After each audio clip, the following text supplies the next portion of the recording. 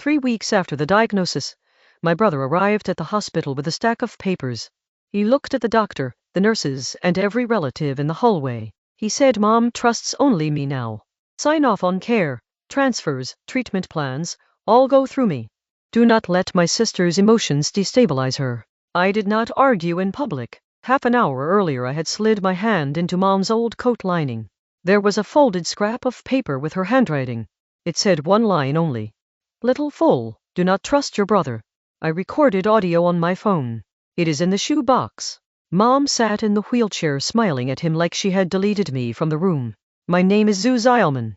I am 31. Mom is 62. My brother Zhu Daju is 5 years older. Our father died young. Mom turned half a lifetime of exhaustion into 2 apartments, 1 shop, and 2 adult children. Outsiders say my brother is successful. Stable job, stable marriage, stable reputation. At every dinner he gives the toast. At every funeral he kneels first. Relatives praise filial duty and always mean him. I learned early not to compete for noise. I thought I was protecting Mom from more conflict. When Mom's memory began to slip, it started small. She forgot to turn off the stove. She forgot her keys. Then names, dates, places. I took her through full assessments at a major hospital. Doctors urged early clarity on medical authority and finances, while she still had windows of lucidity. I naively believed clarity meant protection. Someone else treated clarity like leverage. The first warning was the stairwell conversation. Brother pulled me aside while Mom napped. He said, "Stop dragging her to tests. The more you test, the more she feels sick." I said, "Illness is not caused by diagnostics." He lowered his voice. "Relatives already gossip that you want Mom confused so you can take property." Ethical accusations arrived before facts. That night I could not sleep. Second warning, the family meeting memo. He asked me to sign that shop rent would be centrally managed by him. Sister would not interfere with daily operations. I asked whether Mom agreed. He said Mom listens to him now. Third warning, the hospital scene everyone applauded. He positioned himself as the calm son. He positioned me as the unstable daughter. Some relatives nodded as if volatility were contagious. Emotional narratives travel faster than medical records. I went back to Mom's apartment alone. Top shelf of the wardrobe, shoe box, empty of shoes. Inside, an old phone and a charger. Battery dead. I plugged it in with shaking hands. The voice memo title was crude but clear. For Xiaoman. First recording, dated before the formal diagnosis. Mom sounded lucid. She said Daju brought papers for her to sign. She refused. He yelled. She says she feared him. She feared even more what would happen to me after she died. Second recording was partial phone audio. Brother spoke to someone else. He said before Mom loses everything, guardianship must be nailed down. He mentioned the shop transfer intention. That word guardianship clicked everything into place. This was not sibling rivalry. This was procedural capture masked as care. I hired counsel the next morning. I requested preservation of evidence from the device.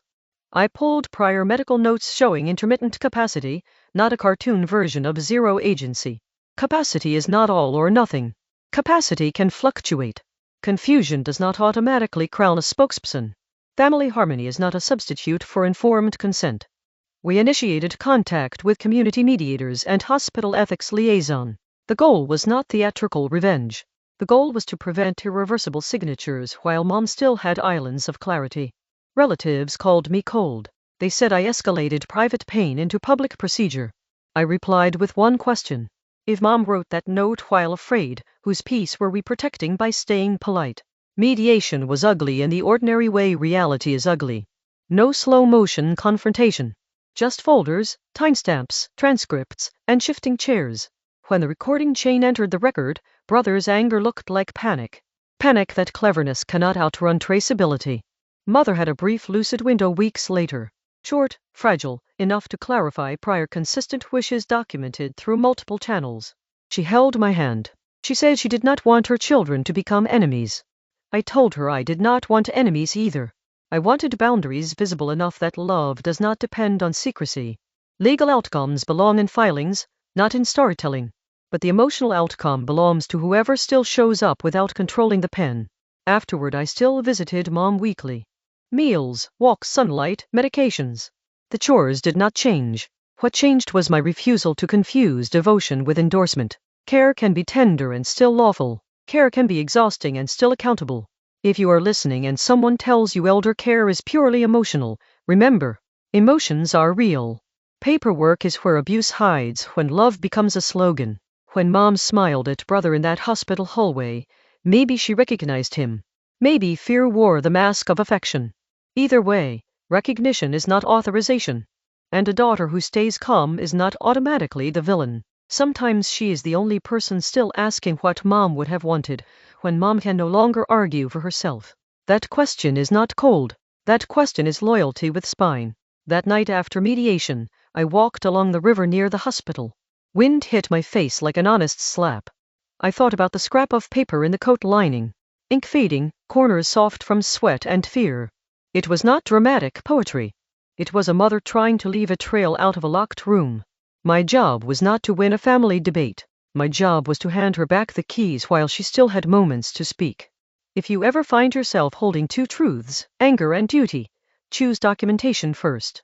Choose timestamps. Choose witnesses. Choose the boring tools that keep love from becoming collateral damage. Because in families, the loudest story rarely survives cross-check. The quiet evidence does. And when the quiet evidence speaks, listen before you clap for whoever performed grief better on stage. Months later, relatives still whispered about our family. Some blamed me for breaking the facade. Others quietly thanked me with messages at midnight. They described their own invisible levers at home. I did not feel victorious. I felt tired in a clean way, like after a long hike. Mother's condition progressed as illnesses do. Some days she knew me. Some days she called me by her sister's name. I learned to respond without correcting her identity every time. Correction is not always kindness. Safety is. Brother and I did not reconcile into movie harmony. We achieved something smaller and more adult. Parallel responsibility with oversight. Accounting that relatives could inspect. Care schedules that did not depend on guilt. That is not a viral ending. That is a livable ending.